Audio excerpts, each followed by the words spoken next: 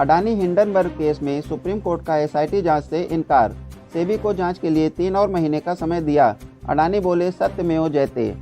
Adani Hindenburg मामले में supreme court ने आज यानी 3 जनवरी को सेबी को बचे हुए 2 मामलों की जांच के लिए 3 और महीने का समय दिया है। वहीं मामले की जांच को सेबी से लेकर एसआईटी को देने से भी इनकार कर दिया। Chief justice D Y Chandrachud, justice J B Pardiwala और जस्टिस मनोज मिश्रा की बेंच ने यह फैसला सुनाया। कोर्ट ने कहा कि सेबी के रेगुलेटरी फ्रेमवर्क में दखल देने की इस अदालत की शक्ति सीमित है। सेबी ने 24 में से 22 मामलों की जांच पूरी कर ली है।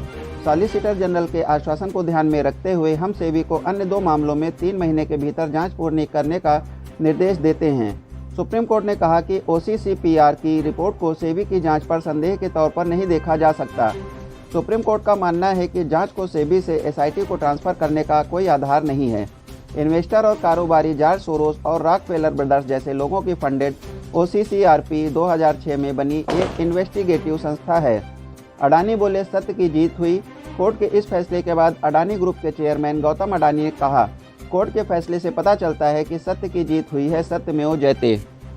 मैं उन लोगों का आभारी हूँ जो हमारे साथ खड़े रहे। भारत की ग्रोथ स्टोरी में हमारा योगदान जारी रहेगा। जय हिंद। पिछले साल 24 नवंबर को सुप्रीम कोर्ट ने मामले की सुनवाई के बाद अपना फैसला सुरक्षित रख लिया था। सीजीआई ने कहा था, हमें अमेरिकी कंपनी हिंडनबर्ग की रिपोर्ट को तथ्यात्मक रूप से सही मानने की जरूरत नहीं है। हिंडनबर्ग यहाँ मौजूद नहीं है। हमने सेबी से जांच करने को कहा है। 24 जनवरी 2023 को हिंडनबर्ग रिसर्च ने अडानी ग्रुप पर मनी लॉन्ड्रिंग से लेकर शेयर मैनिपुलेशन जैसे आरोप लगाए थे। केस की जांच के लिए सुप्रीम कोर्ट ने 6 सदस्यीय कमेटी बनाई थी। इसके अलावा मार्केटिंग रेगुलेटर सेबी को भी जांच के लिए कहा था।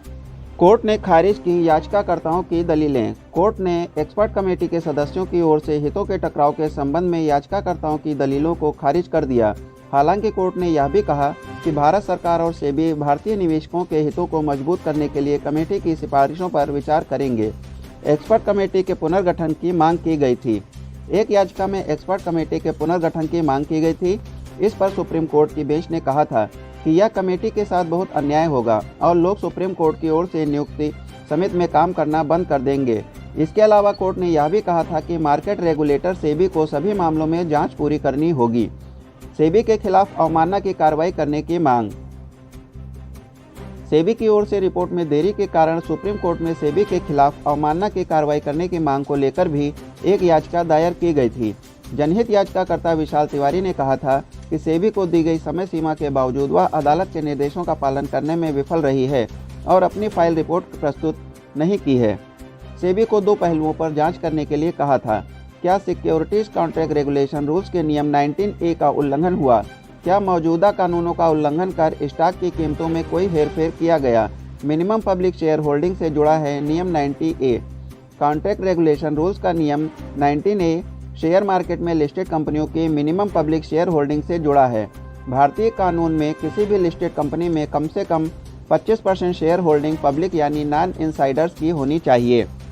हिंडनबर्ग की रिपोर्ट में आरोप लगाया गया था कि गौतम अडानी के भाई विनोद अडानी विदेश में शेल कंपनियां मैनेज करते हैं। इनके जरिए भारत में अडानी ग्रुप के लिस्टेड और प्राइवेट कंपनियों में अरबों डॉलर ट्रांसफर किए गए।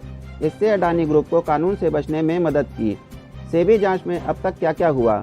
2 मार्च को सुप्रीम कोर्ट ने इस मामले में एक कमेटी बनाई थी और सेबी को भी जांच के लिए 2 महीने का समय दिया था।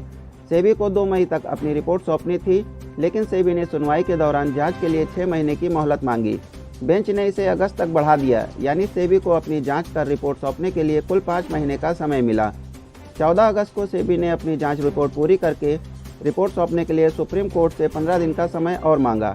25 अगस्त को सेबी ने सुप्रीम कोर्ट में स्टेटस रिपोर्ट फाइल की। बताया कि 22 जांच फाइनल हो चुकी हैं और 2 अधूरी हैं। 24 नवंबर 2023 को सुप्रीम कोर्ट ने फैसला सुरक्षित रखा था। कहा था कि हिंडनबर्ग की रिपोर्ट को सही मानने की जरूरत नहीं है। 19 मई को कमेटी सार्वजनिक कर चुकी है रिपोर्ट। वहीं सुप्रीम कोर्ट की कमेटी अडानी हिंडनबर्ग मामले की जांच रिपोर्ट 19 मई 2023 को सार्वजनिक कर चुकी है। कमेटी ने कहा था कि अडानी के शेयरों की कीमत में कथित हेरफेर के पीछे सेबी की नाकामी थी। अभी इस नतीजे पर नहीं पहुंचा जा सकता है। कमेटी ने ये भी कहा था कि ग्रुप की कंपनियों में विदेशी फंडिंग पर सेबी की जांच बेनतीजा रही है। एक्सपर्ट कमेटी की रिपोर्ट के पॉइंट। कमेटी ने रिपोर्ट में कहा, सेबी को संदेह है कि अडानी ग्रुप में निवेश करने वाले 13 विदेशी फंडों के प्रमोटर्स के साथ संबंध हो सकते हैं।